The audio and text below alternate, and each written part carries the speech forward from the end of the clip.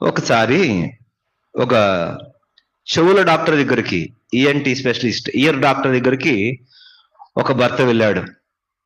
Sir మా ఆవిడ కోసం మందులు ఇవ్వాలి సార్.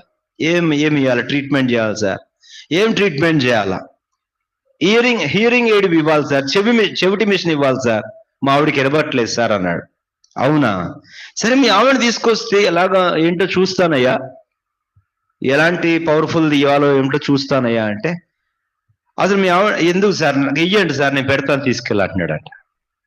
అయ్యో, మీ ఆవిడకి ఎంత దూరం నుంచి వినబడుతుందో, ఎంత దగ్గర నుంచి వినబడుతుందో నేను చూడాలి కదా, అది నాకు తెలిస్తే దాన్ని బట్టి ఎంత పవర్ఫుల్ ఈ హియరింగ్ ఎయిడ్ ఇవ్వాలో నాకు తెలుస్తుంది అన్నాడంట డాక్టర్ గారు.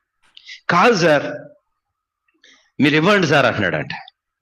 కాదు బాబు, నువ్వు వెళ్ళు, మీ ఆవిడకి 100 మీటర్ల దూరంలోంచి వినబడుతుందా, వినబడట్లేదా, 50 మీటర్ల దూరంలో వినబడుతుందా, వినబడట్లేదా, 10 మీటర్ల దూరంలో వినబడుతుందా, వినబడట్లేదా పరీక్షించు, ఆ తర్వాత రా, దాన్ని బట్టి ఇస్తానన్నాడంట. సరే సార్ అని పోయినాడు. ఇంటికి రాగానే ఆ బయట గేటు దగ్గర నిలబడి గట్టిగా అంటున్నాడు, ఏం వంట చేసావు ఈరోజు అన్నాడు. అటు నుంచి ఆన్సర్ ఏమీ రాలే. మళ్ళా హాల్లోకి వచ్చాడు. ఏం చేసావు ఈరోజు, ఏం వంట చేసావు అన్నాడు. అటు నుంచి ఆన్సర్ ఏమి కూడా రాలే. కిచెన్ రూమ్ గుమ్మం దగ్గరకు వచ్చాడు. ఏం చేసావు ఈరోజు వంట అని అన్నాడు. ఆన్సర్ ఏమి రాలే.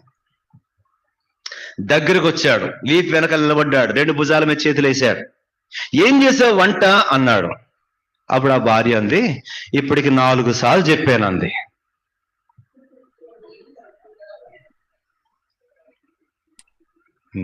మీకు వెలిగింది కదా, ఇప్పటికి 4 సార్లు చెప్పానంది. అప్పుడు దీనికి అర్థమైంది ఏంటి, ఏమర్థమైంది? ఇప్పుడు మిషన్ పెట్టుకోవాల్సింది కాదు, మందేనండి. ఇది మనకు అర్థమయ్యేసరికి జీవితం సగం వెళ్ళిపోతుంది. ఈ సంగతి మనకు అర్థమయ్యేసరికి లోపం నాదే, కొరత నాలోనే, బలహీనత నాలోనే, తప్పిదము నాయందే అని మనకు అర్థమయ్యేసరికి సగము మంచి కాలం అంతా కూడా వెళ్ళిపోతుంది. దేవుడు కనిపెట్టే ఉంటున్నాడు. కావున ఈ మధ్యాహ్న కాలం దేవుని బిడ్డలారా, మన జీవితంలో మన తప్పిదాలను మనం పరీక్షించుకునేందుకు కొరకైన పరిపూర్ణమైన జాగ్రత్త గల వారమై దేవుని ఆత్మ సహాయం చేసే కొలది మనల్ని పరీక్షించుకునేందుకు అతి శ్రేష్టమైనటువంటి మనస్సు మనం ఉంచుదాం.